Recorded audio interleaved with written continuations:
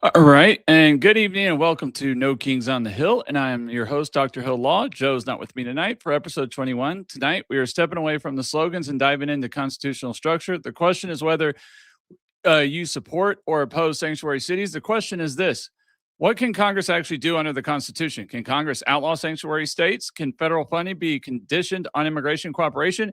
And why do we keep hearing that the filibuster is some sacred constitutional safeguard when it doesn't appear anywhere in the Constitution?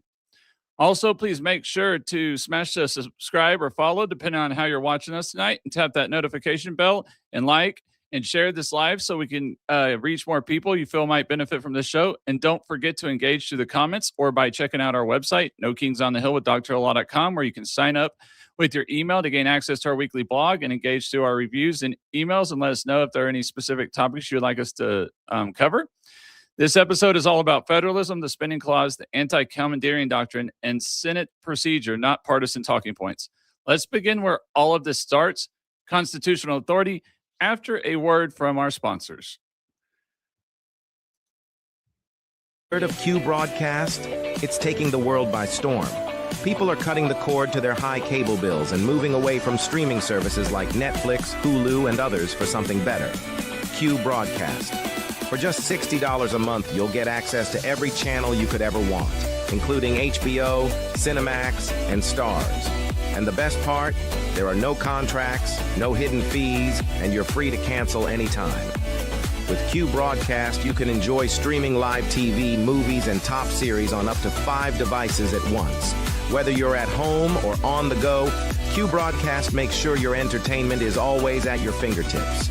Imagine being able to watch all your favorite channels from anywhere, anytime, without any restrictions. We're talking about thousands of movies, hundreds of TV series, and a huge library of live channels, all in one place. And don't forget video on demand and pay-per-view events. Those are included at no extra cost, so you'll never miss a big event again. Now, take a second and think about your current cable bill. You're probably paying anywhere between $100 and $300 every month, locked into long-term contracts and hit with surprise rate increases. With Q Broadcast, that's a thing of the past. It's just $60 a month. No contracts, no extra fees, no hidden costs, and no price hikes. Why juggle multiple subscriptions like Netflix, Hulu, and cable when Q Broadcast gives you everything you need in one convenient package? People everywhere are switching to Q Broadcast, saving money and getting more content than ever before. So, what are you waiting for? Click the link in the description and sign up for Q Broadcast today. Just $60 a month, no contracts, no hidden fees. It's time to take control of your entertainment and start streaming smarter.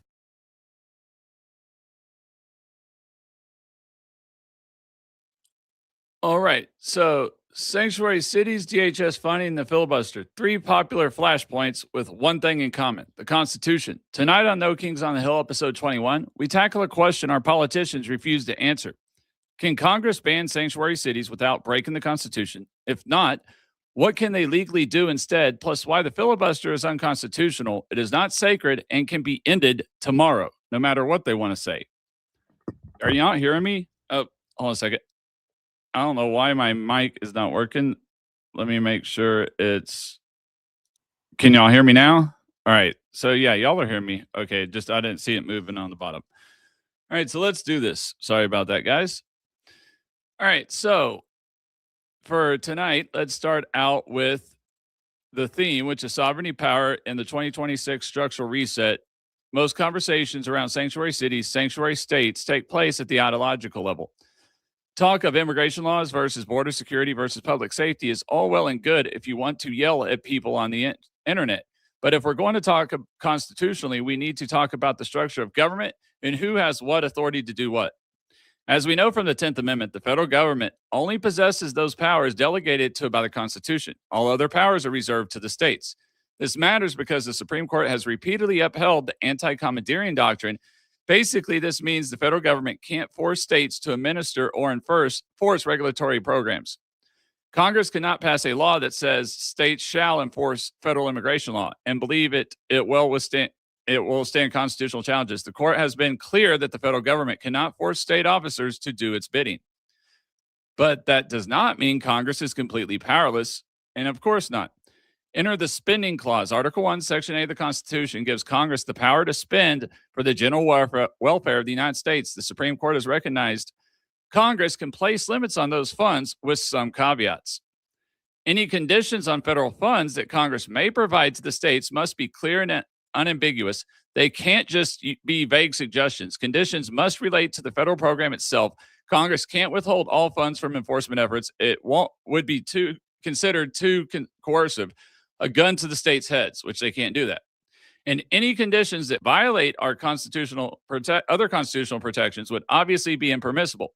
Okay, but what does that actually mean that they can do? And that's what I've had people asking me on my TikTok lives this last week. That's why I thought I'd really cover this. Also, if I don't get to the comments as fast, I'm sorry, but since I'm here tonight myself, I don't have time to always look at the screen and over that.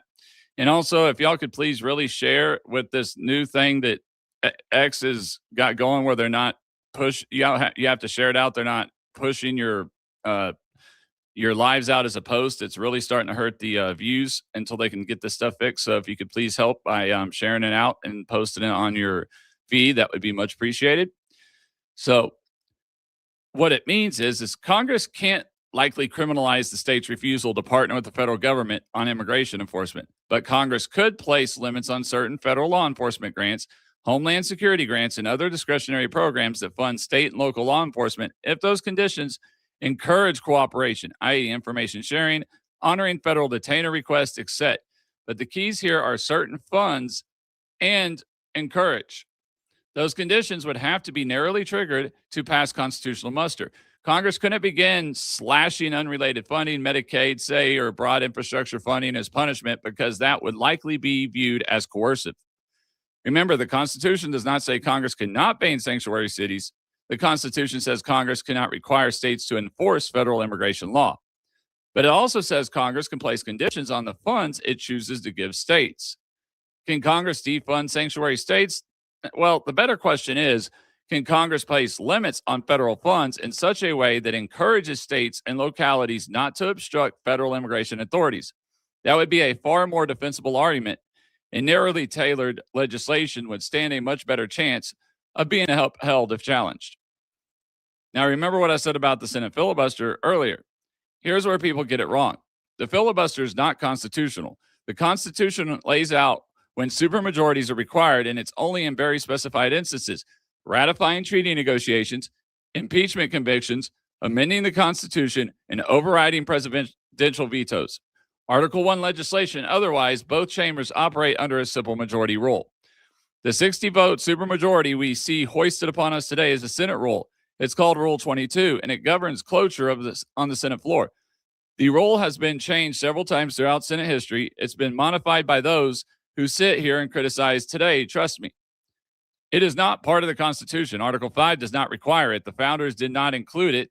It is a parliamentary procedure, meaning if a simple majority in the Senate wants to change it, they can. We call it the nuclear option these days. When folks argue that legislation cannot pass because of constitutional limitations when discussing the filibuster, they are simply wrong. The limitation is not constitutional, it's political, and understanding that difference is important. And it seems like it's another area where our country has failed us today in not teaching civics in high school and not teaching civics in college, to where I don't know how many comments I've gotten on my social media post of, do you not believe in the Constitution? Do you not believe in this? Excuse me, I got to get a drink here. And I'm like, yeah, because it's not Constitution. It has nothing to do with it.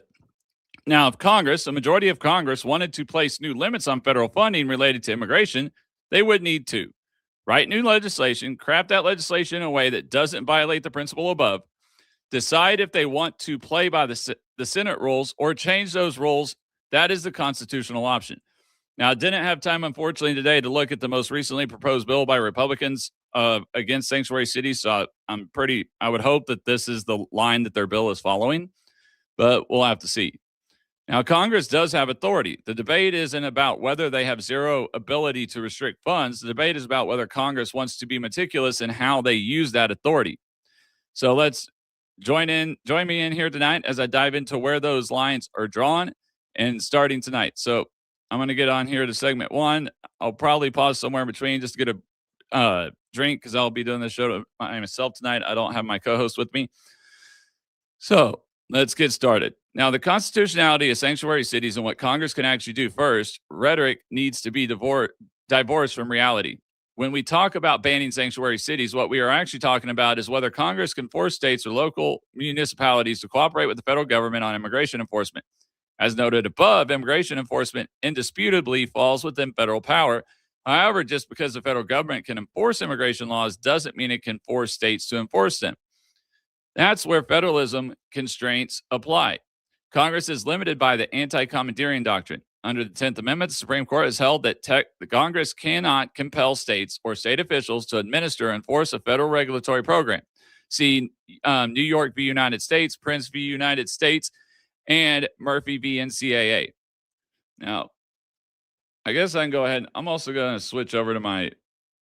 No, that's not what I wanted. Oh, that's what I was looking for. Okay.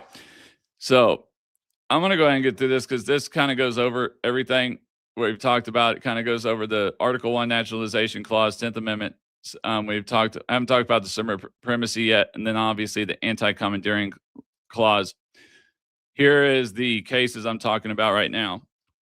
So bring it up so you can see that. Now, this means Congress cannot enact a law that requires state, local law enforcement to honor federal immigration detainers. That option is off the table. However, Congress can offer states an incentive not to. Congress can use its spending power, Article 1, Section 8. Congress can place conditions on the receipt of federal funds, South Dakota v. Dole, and NFIB, and the NFIB v. Sebelius. The condition must be clear, related to the federal interest in a particular program, non-coercive, and not violate any other constitutional provisions. All right, so that gets us to that point. So now what Congress can is define what constitutes a sanctuary jurisdiction under federal statute, condition certain DHS or DOJ law enforcement grant programs on information sharing requirements, impose a penalty by withholding discretionary Homeland Security funding for noncompliance, requires certification of cooperation with federal immigration authorities as a condition of receiving federal grants. All right, but Congress cannot pull unrelated funding, such as Medicaid, criminalize the state's decision not to cooperate, and require states to run federal enforcement operations. The difference is offering an incentive versus issuing a command. Courts will then decide if the condition on the funding is so large that it constitutes coercion, a gun to the head, in NFIB's words. As such, Congress cannot outright ban sanctuary cities, but that doesn't mean Congress is completely powerless. All right, I'm going to take a drink and get on to the Section 2 here. All right, so Section 2, we're going to do the filibuster, history, myth, and parliamentary reality. So let's talk about the filibuster now. Because if there's one thing people assume we can never change, it's the filibuster. It's true that the Constitution enshrines supermajorities in only a handful of very specific instances: treaties, impeachments, convictions, constitutional amendments, and veto overrides. But simple majority rule is the default for ordinary legislation. So how did the filibuster come about? In 1806, senators abolished the previous question motion at the request of the then Vice President Aaron Burr, who's also known for, if anybody knows their history, Aaron Burr was a treasonous murderer. He was famous for him and Hamilton's duel, where he killed former President Alexander Hamilton, and then was charged with treason. So the man that literally gave us what we have today was convicted of treason, which is the scary thing. So what's happened is the previous question was a parliamentary procedure that allowed senators to end debate with a simple majority vote, which is still used in Congress.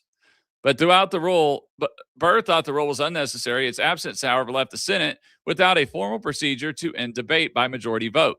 The filibuster was born. It wasn't until 1917 that the Senate adopted Rule 22, which allowed for cloture to be invoked by a 2/3 majority. The percentage was lowered to 60 senators in 1975. So as you can see, which once we had the 1975 lowered threshold to 60, we got what we know as the modern zombie filibuster today. All right. So that's where we're at now. But two other things changed about the filibuster during its modern history. It became what we know as the standing or zombie filibuster. Historically, senators could only filibuster by occupying the floor, otherwise known as a talking filibuster. Obstruction has become much easier because senators can now simply announce their intention to filibuster, instantly requiring a 60 vote threshold. The actual traditional act of filibustering, standing on the floor and speaking, is no longer necessary. Unsurprisingly, this ease has led to a significant increase in the use of the filibuster. The filibuster is not, I repeat, not a constitutional requirement. It is a role that the Senate created for itself under Article 1, Section 5 of the Constitution, which allows each chamber to determine the rules of its proceedings. That means that a simple majority can amend or repeal the rule. And if the 60-vote filibuster goes, what comes in its place? I've got a few ideas, but one replacement would be to reinstate the previous question motion that the House still uses. I mean, the House of Representatives currently does. It allows each side a defined amount of time to debate. Once that time expires, a majority can move to the previous question to end the debate. It passes with a simple majority and the chamber moves to vote. This allows majority rule to function while still allowing for robust debate. It ends infinite filibustering and doesn't end deliberation. Now, what I don't like is how freaking Leader Thune is trying to say that, oh, we don't have enough time for a standing filibuster, but that's literally what that's what Congress does. I mean, if anybody remembers here not too long ago, Hakeem Jeffries did like a 24-hour filibuster or debate on the floor of the House. So somehow Senate doesn't have time to do it, but Congress does. And also a lot of times the minority will not do a filibuster because they know that it's not going to change the vote, that the majority has that vote, and they don't want to spend 24, 36, 48 hours standing up there debating. Now, sometimes they will. It just depends.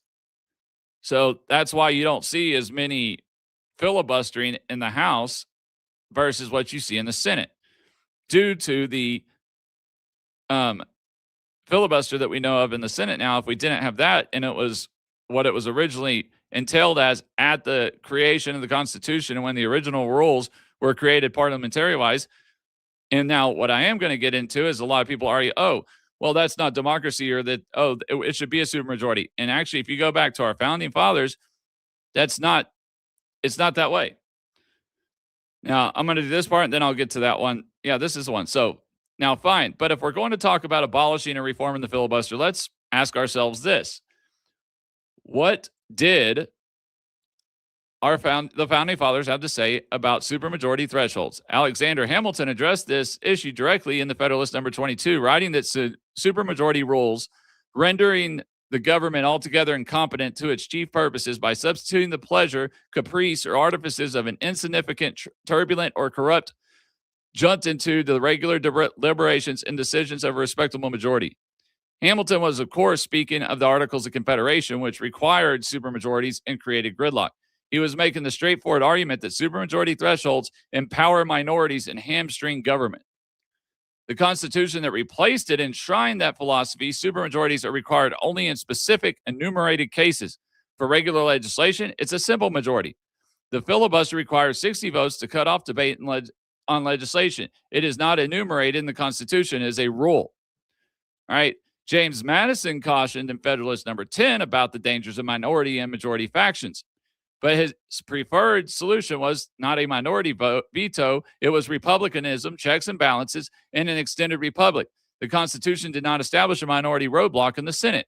It established bicameralism and presidential veto, already significant checks. Instituting a permanent supermajority requirement for ordinary legislation is un-Madisonian. It is a subsequent rules change. So now let's get into federal supremacy and national interest. Now let's apply that to sanctuary cities. The founders obviously intended federal law to be supreme when it comes to issues of national interest. In Federalist number 33, Alexander Hamilton was writing in support of the Supremacy Clause specifically. He wrote that when the Constitution has delegated the power to Congress, the exercise of that power is supreme. and a law of Congress made in pursuance of the Constitution shall be a supreme law of the land, whatever legislative acts the state may pass to the contrary. Again, all this stuff that everybody's complaining about and saying that we need today is not what they intended for us. It's not what our founding fathers gave us. It's not what they wanted for us. But yet, for some reason, that is what everybody still wants to push. I don't get it. I mean, it's that simple.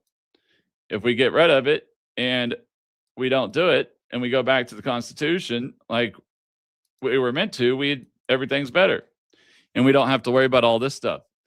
I'm sorry, I'm just checking trying to see if the Law Native, I usually have a whole lot more on Law Native because they're not pushing it out as a post anymore. It is, except for when you share it or repost it. Yeah, it's kind of screwing up my views on X. I couldn't even show it when I shared it to somebody. So, yeah, let's go ahead and keep going. I was just trying to check my comments and stuff there. Yeah, so immigration enforcement is as an extension of sovereignty and national defense. Is certainly an issue of national interest. The 10th Amendment may protect states from federal commandeering, but it doesn't give states the power to override federal law. That's different. States can't prevent the federal government from enforcing immigration laws. They can refuse to help, but they cannot stand in the way.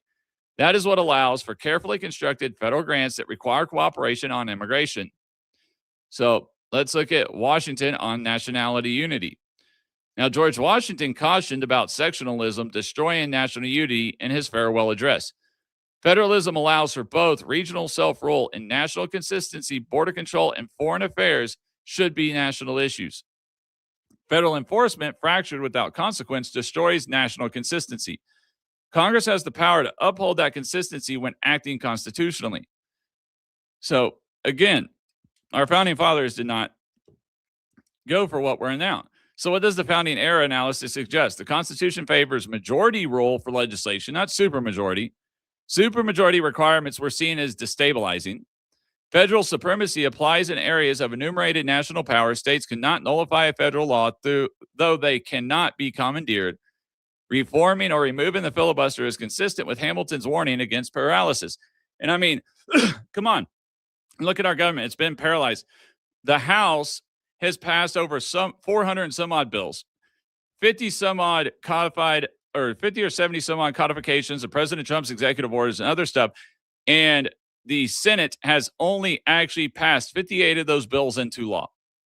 We have had 3 government shutdowns in the last year because of the filibuster.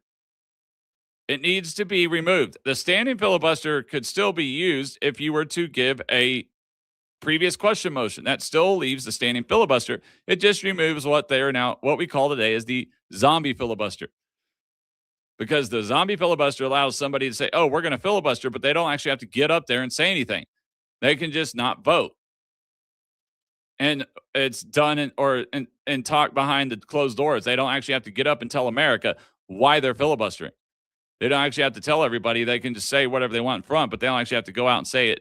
They can say whatever they want behind closed doors and negotiate, but they don't have to say it on the floor of the Senate or the floor of the House. And that's why we need to get rid of the filibuster. I mean, structuring funding conditions to discourage sanctuary policies when narrowly tailored is consistent with federal supremacy in national matters. The founders did not design a system where minority procedural tools permanently block national legislation. They designed a system of enumerated powers, checks, and accountability. And while this is a little bit off topic, I also want to go into this as everybody goes, oh, there's 3 co-equal branches. No, they created 2 co-equal branches with 1 less co-equal branch to check the other 2 co-equal branches. The Supreme Court, the judiciary was never meant to be co-equal to the legislative and the executive. It was meant to be a less co-equal branch to check those 2, not to be at the same power level as them. So, okay, let's stop theorizing. Let's start drafting. If Congress wants to craft a bill to disincentivize sanctuary cities that can withstand constitutional scrutiny, what does that legislation look like? It does not include commandments. No shall enforce this, no must detain that, no criminal penalties for disobedience. Instead, it ties eligibility for certain federal grants from DHS, DOJ, etc. to certifications of compliance with federal information sharing laws. Access to federal detention space for the purposes of expanding capacity only in those jurisdictions that will cooperate with ICE detainers. Homeland Security grant funding meant for preparedness plans requires coordination with federal officials in writing. It's all about eligibility. Congress isn't forcing them to do anything. Congress is just specifying who is eligible to receive federal funds and under what conditions. Courts review those laws under a different framework than they do mandates. It's the same thing. The only reason why states are able to do what they are now with sanctuary cities and sanctuary policies, they do the same thing. They're not saying that they will stop the federal government from coming in. They just say they won't coordinate with them. But when they try to start banning federal, the one area that's pushing a line is when they're trying to start banning ICE and stuff from coming on certain property. That's then obstructing, and that's crossing the line. And I know there's going to be challenges there. But if all they're saying is, hey, we're not going to help you, we're going to stay out of your way, we're not going to assist you, then that's their right. But it's also the federal government's right to say, well, hey, then we're not going to send you any money. So, and if Congress can make the condition directly related to the purpose of the grant, safety, immigration, enforcement, resource sharing information, you've got an even stronger nexus under the spending clause.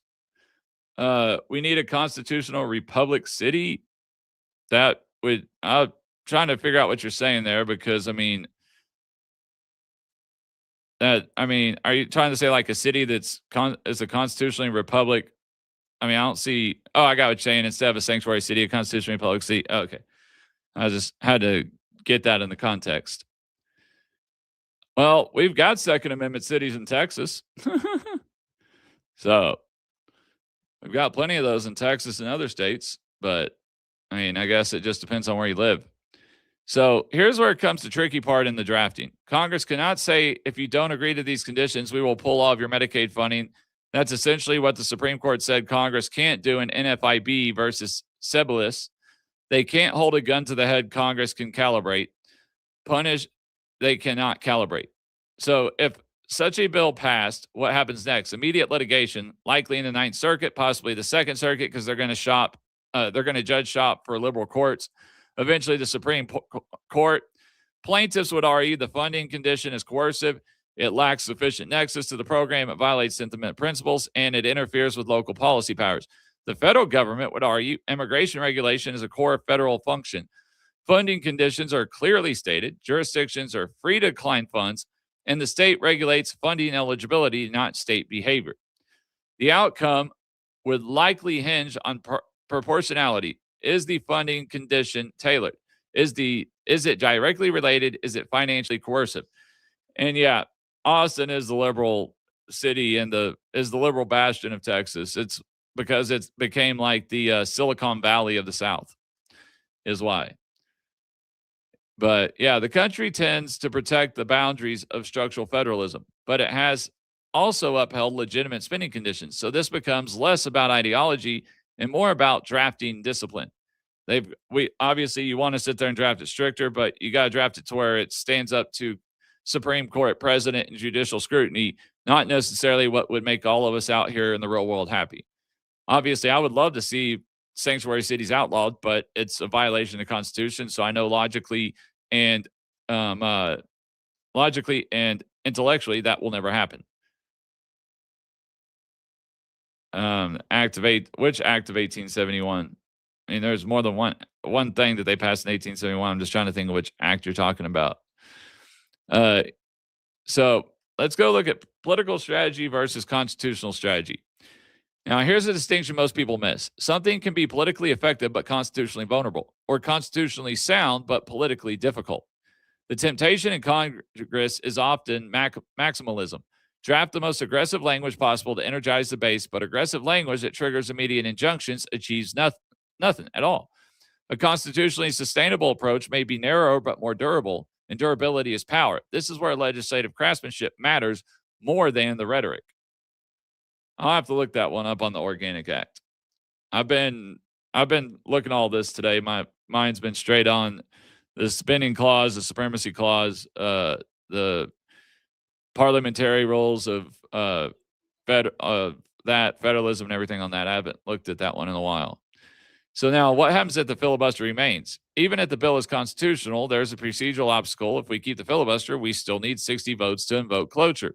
which means one of three things. We have to build a bipartisan coalition. We have to use budget reconciliation as a vehicle if there are fiscal impacts to use, or we reform the procedures and we remove the filibuster. And that leads us right back to the Senate rules. If the majority party doesn't want to change Rule 22, the limitation is political, not constitutional, and there's a difference. The Federal Reserve has pretty much been going on before then. There was two different Federal Reserve banks. I know a lot of people would love to see the Federal Reserve go, but I don't see how it happens right now with where this country's at. I just don't. Maybe over time, but not right away. Maybe we could set it up to where eventually we could come off of the Federal Reserve, like adopting. If we went to Bitcoin, which actually has almost like a gold standard, but a digital one, and actually has a set amount that you can withdraw and everything, then maybe we could eliminate the Federal Reserve. But right now, if we eliminate the Federal Reserve, our country would go broke. Because, I mean, we know the gold's not important, Ox, but obviously they can't audit it or show it, because if it did, and China or Russia or our debt holders saw that the gold wasn't there, or at least not the amount that we've said, then guess what? They're going to become calling for their bonds. They're going to be calling all their bonds in, and we're not going to be able to pay them. Because right now we're just paying interest because they believe we have that money there. If we don't have that money there, then, well, we got a problem. And so that's where I think we've got our issue there.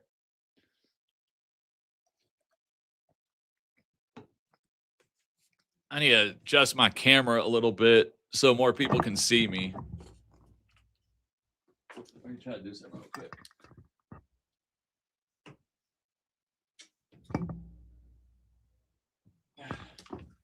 Okay. I was trying to make it to where on my YouTube, the YouTube one that looks like it's in the vertical one where y'all can see more of my head. I had a little zoomed in too much for YouTube there. So there we go. That should be a little better for anybody to see me that's not watching in long form, that's watching in the portfolio view. I was hoping that my the guy that runs my the podcast network I'm on, see if he had shared it, because I was hoping I'd see my numbers get back up to normal. But until X fixes their issue right now, because I usually have like 1,000 viewers on Law Native Patriots X, and then the Patriots Prayer Network X, which also anybody that enjoys this content, please also go check out the Patriot Prayer Network. There's a bunch of other Christian conservative content creators on there. Also, just take a little break here. We are going to be broadcasting live from CPAC March 25th through the 28th. So if you're not can't make it there, please check us out. Hopefully I'll know what 2-hour slots I'm going to be on later here in the next couple of weeks or so I can let everybody know. But try to get us, or you can just catch it all day really on the Patriots Prayer Network Rumble, because we're hoping to have some really good interviews set up.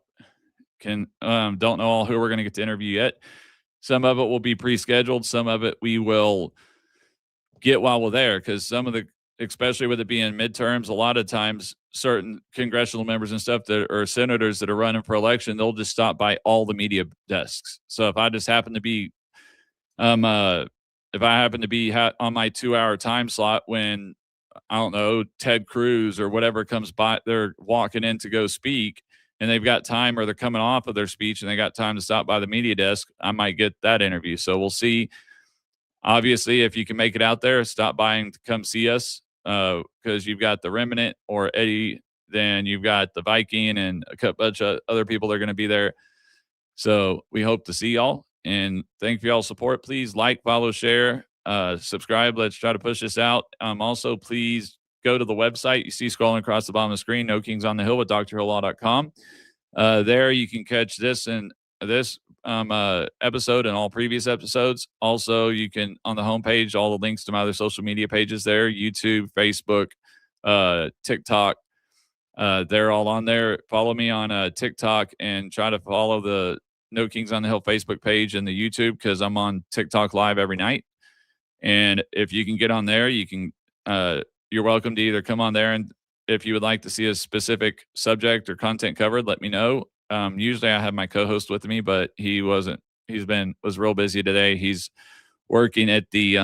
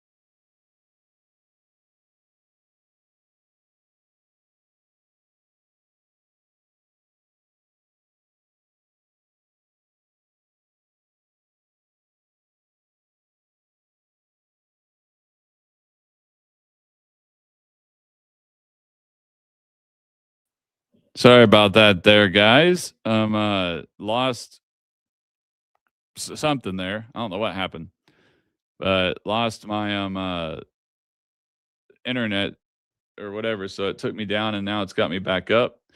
So hopefully I didn't lose everybody and y'all are back. But like I said, please check us out at the CPAC, and hopefully my co-host will be back next week. I don't know if he'll be able to make it to CPAC, but look forward to seeing y'all there and meeting some of the people, some of our viewers live in person. Also, please check out the website. Now it looks like I got to gain back all of my viewers because I lost everybody.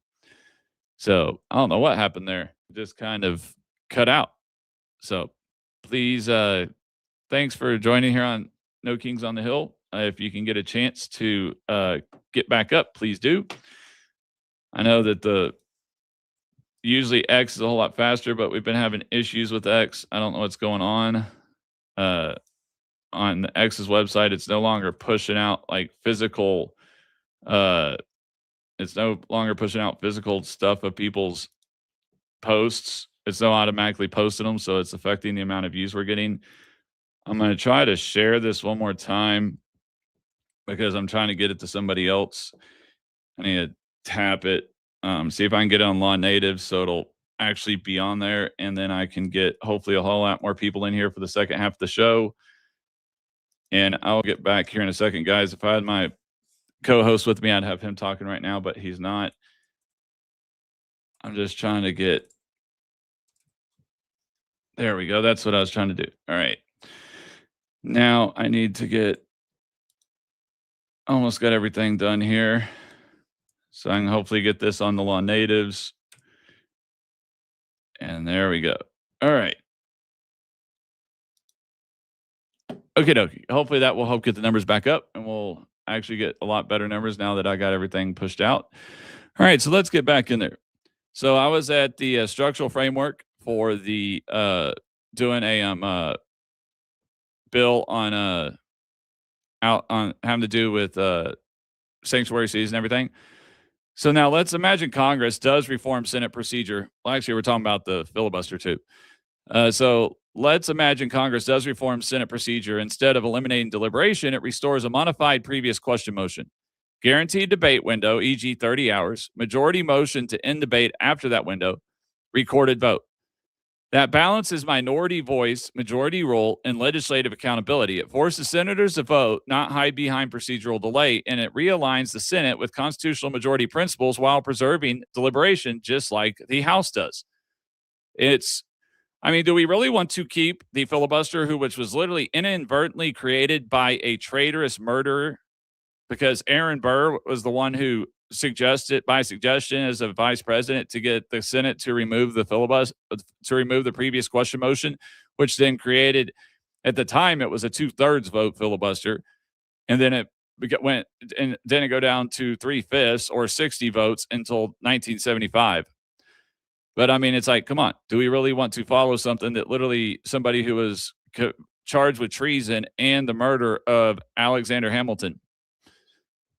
It's time to get rid of the filibuster, at least the zombie filibuster. We can still do the debate filibuster, and whether we do the previous question motion, it has a 30-hour time limit, or we do the standing filibuster that doesn't have a time limit, and it gives everybody the amount of time that they feel like they can stand up there and debate on of the minority party. And then once that's over, we vote. We can do it. Oh yeah, Patriots Prayer Network is great. Eddie, I got blessed with coming on here. Usually I have like 1,000, 2,000 people in this live. Right now it's only like 20 or 30, but that's because the main accounts, it's not my streams that I get the most views on. It's Law Natives and Eddie's. And because X is, and it's usually on X, but because of the issue that they're having with pushing for some reason, when you go live, it doesn't push it out as a post. You have to physically do it now. It just shows that you're live on your icon. So that's really been hurting the views. But yeah, no, at Patriot Prayer Network, I mean, it's great because I would have never got this chance to go to CPAC and actually get to broadcast from CPAC. Literally, our booth is going to be one or two booths down from Fox News, and we're going to be right next to Newsmax. I mean, so yeah, it's pretty amazing. I just got lucky. I was in the right TikTok live at the right time, and I sent him my web address and said, I was just asking if he would let me like co-host or be a guest host on his podcast. And then he was like, why? He sent me his number and said, hey, why don't you just come bring your show on my network instead of you just doing I was like, hell yeah. Yeah, no, I aired the Turning Point halftime show on my podcast. I mean, on my TikTok live. Yeah, that was beautiful. No, Eddie, he's been the Turning Point. He's met President Trump, JD Vance. He's been to CPAC pretty much every year. He knows a lot of those people. So yeah, I can't wait because I have a feeling that that's really going to help. I'm going to have a full week there to get all the stuff I can done. And it's going to really help grow my following and my viewers.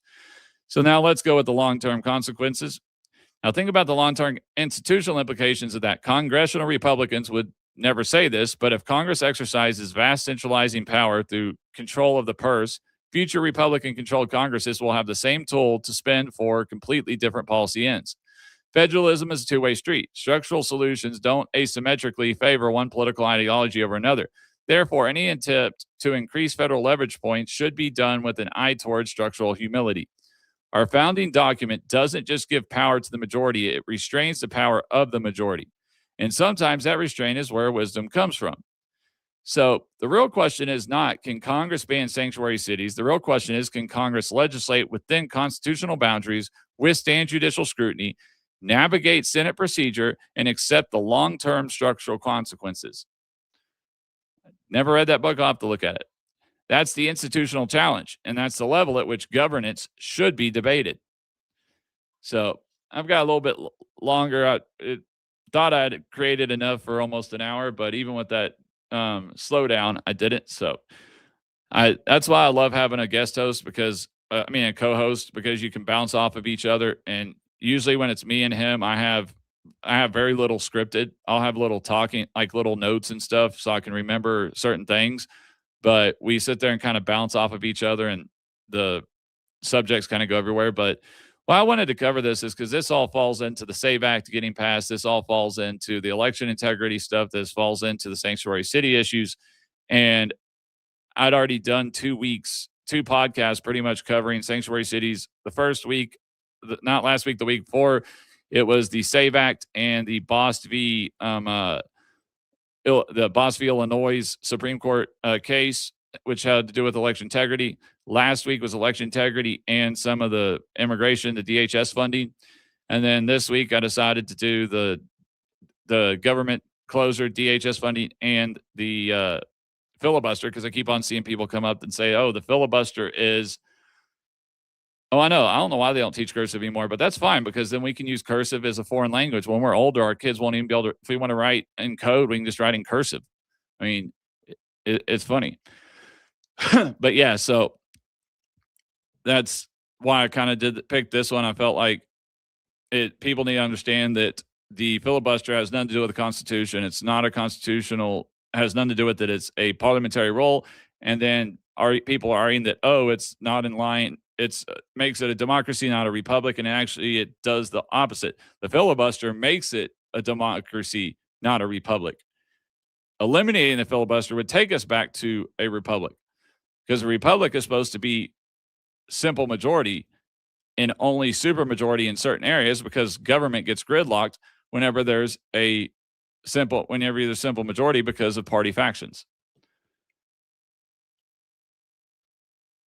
Well, the founding documents have been cut. They won't be able to pick up the original founding documents, but obviously they will be able to read the founding documents that have been typed in regular writing. I mean, the good thing is as long as you as long as you write the same words, whether it's cursive or not, and you don't change any of the old English terminology, anything like that, then it's still the same. It's not like you're converting Arabic to English, or you're converting ancient Hebrew to current Hebrew to English or something. You're not losing anything in the translation. It's still English. It's still writing. It's just a different form of writing. So they'll still be able to read and understand the founding documents as they are. It just won't necessarily be able to read the original, which nobody gets to pick up the original founding documents anymore. You can go read them in a museum, stand in front of it for a little bit, and you really can't read it because they're the way they have them lit up and everything. But yeah, so that I don't think is really going to be the big issue, but we'll see. And so, yeah, we need to get all this stuff going and get there's no reason why we should have had 3 government shutdowns in the last year. It all comes down to because of this false belief that, oh, the filibuster is this constitutional thing that keeps a check on the government, when it's not. It was literally not even what was in there when the Constitution was done. It was created, and now because everybody's using it like that, now it just literally stalls government to a gridlock. And then nothing ever gets done. And people can sit there and just argue and whatever, and they don't actually have to do anything. They can sit there and keep arguing and not show anybody anything or do anything. It's ridiculous. So we need to end that, honestly. The filibuster needs to be done. We need to nuke the filibuster, reimpose the previous question motion, which will still give you the standing filibuster, but limit it to 30 hours. And we solve that issue. So, but let me see. I got 10 more minutes. I was trying to think of anything covered. Anybody got any questions about what we've covered today? Let me know, and I will try to answer them. As I'm hoping that the views will start picking up now that my shared it out. Hopefully Eddie finally shared it out on his page. And I shared it to Law Natives, so hopefully that'll put it up as a post on Law Natives, and we'll start getting some more. Yeah, like Law Natives getting a little more. I got some more on mine now, my X, now that I finally shared it. So cool. But yeah, so we've got to get the SAVE Act needs to be passed. The only reason the Democrats don't want the SAVE Act, the only reason they're going they're pushing all this stuff with legal immigration and everything, is because they don't want to lose power. It's the only thing that makes sense. I mean, there are multiple Supreme Court cases that show that the SAVE Act is not unconstitutional. You've got Crawford v. Marion County.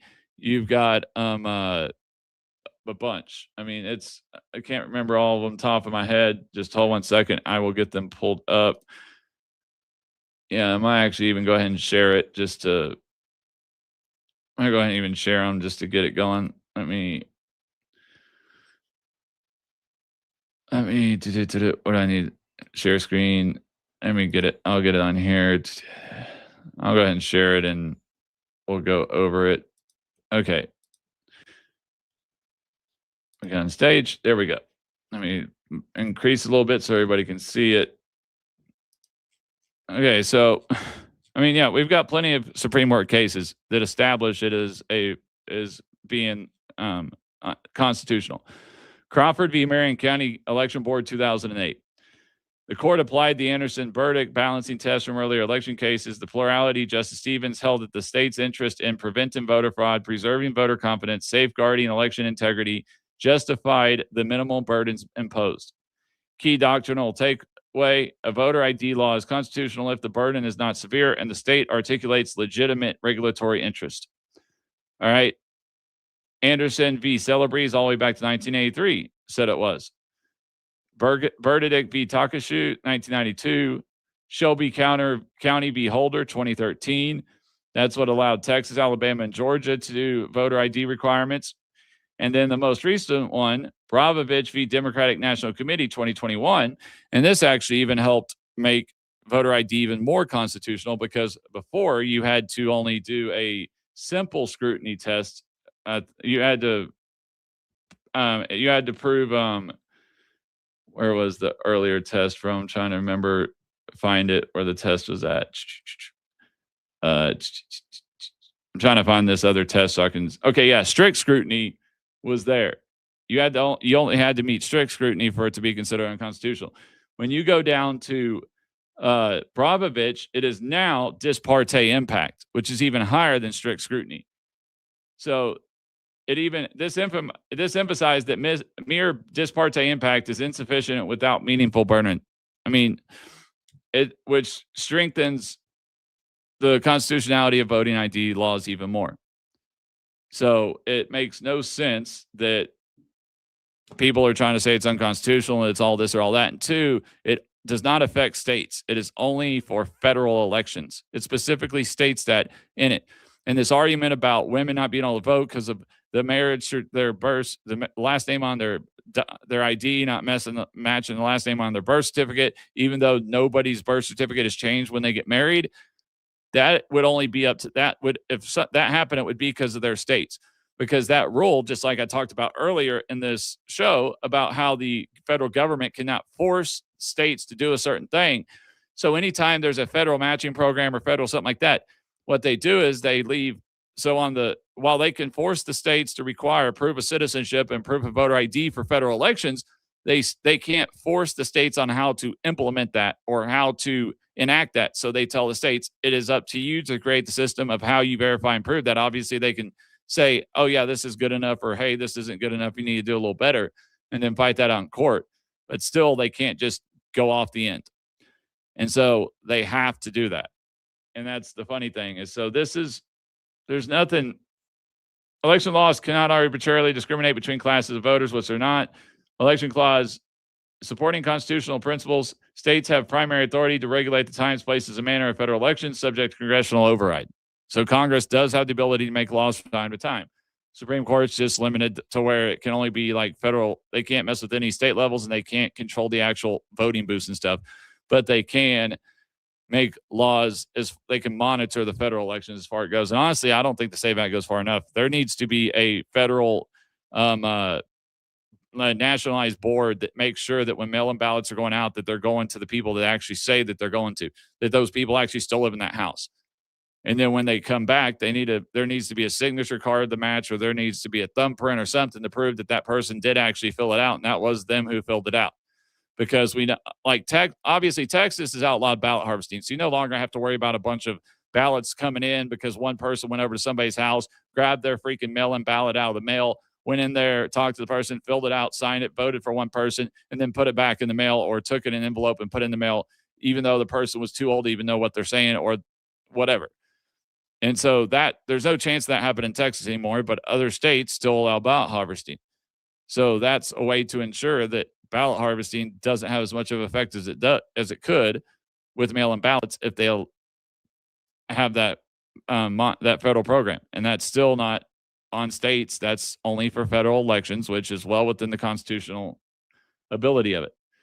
That's well within their constitutional laws. So, because reason why the Democrats are fighting so much against this is because they know that we've got the 2030 census coming up. And because they were able to count all the illegal immigrants on the 2020 census, they know if Trump can average 3 to 5 million deportees a year for the rest of his presidency, which is why they're trying to slow down deportations, they know that, well, they're going to be SOL, because come 2030, instead of losing right now, the estimated current seats they're going to lose due to just people moving out of red states is 7 House seats and roughly like 5 or 6 electoral college votes. So based on the current numbers, not including deportations, come 2030, if they hold steady, what the so-called blue wall in 2024 that Kamala Harris needed to get to 270 would only get her to 263. So if you have all that, and now if you take millions of illegal immigrants that are being deported out of those states and they're no longer there, they could possibly lose 20 congressional seats and close to that in electoral college and not win a national election, especially presidency, but even possibly Senate and control the Senate or the House for years to come, 10, 20 years to come, just like the Democrats controlled the House, the Senate, and the presidency from 1933 to 1953. And that's what they're afraid of. It has nothing to do that they don't, because if you go back and you play 1990s videos from the 1990s of Chuck Schumer and Hillary Clinton and Obama, they all supported voter ID. They all supported strong borders. And all of a sudden they don't? It doesn't make sense. And all of a sudden they want to play that they don't. So we're getting close to the end today. So I'm going to go ahead and get with my closing monologue here and then end it out. But so tonight's episode wasn't about individuals. It wasn't about sound bites. It wasn't about which side could scream the loudest. Tonight's episode was about institutional design. The Constitution is defined by lines, not feeling lines, not party lines, institutional lines. Congress can't conscript state officials, case closed. But Congress does have the power of the purse. Congress has the ability to attach conditions on the receipt of federal funds. Congress also has the ability, if it writes legislation correctly, to encourage cooperation without crossing the 10th Amendment line. This is the difference between unconstitutional coercion and law enforcement inducement. And then we divided into the filibuster, something most Americans believe is constitutional, and it's not. It is a rule of the Senate, a procedural decision, a parliamentary tool that morphed unintentionally when the previous question motion was removed in 1806. It can be changed. It can be reinstated as a speaking filibuster. It can be done away with entirely in favor of majority control of debate. It is not extreme. That is reality. The fact is, the question isn't can we? The question is, will we hold ourselves to the Constitution and own the results? Because leadership means rolling the dice, and rolling the dice means knowing the difference between what is unconstitutional and what is just political suicide. If you like tonight's explanation, if you value someone talking about institutions instead of catchphrases, please follow, like, favorite, and share this episode. Let's take these conversations seriously. Constitutional issues beyond the echo chamber. And remember, we go live every Wednesday at 5 p.m. Central. Find this episode and all of our episodes at No Kings on the Hill with drhillelaw.com and on the Patriots Prayer Network, along with the lots of other awesome Christian conservative personalities. Subscribe to make sure you never miss an episode and connect with us for a weekly live chat. We'll be live streaming, like I said, from CPAC March 25th through the 28th for 2 hours each day. We are there, so make sure to tune in on those days, as we will have some awesome interviews lined up. Or if you plan on attending CPAC, please stop by and say hi at the booth. Again, No Kings on the Hill is about solutions. It's about design. It's about teaching people and informing our populace on constitutional and legislative issues and where we draw the lines on the limit of government power. Until next time, stay solid and God bless, and see you on the Hill.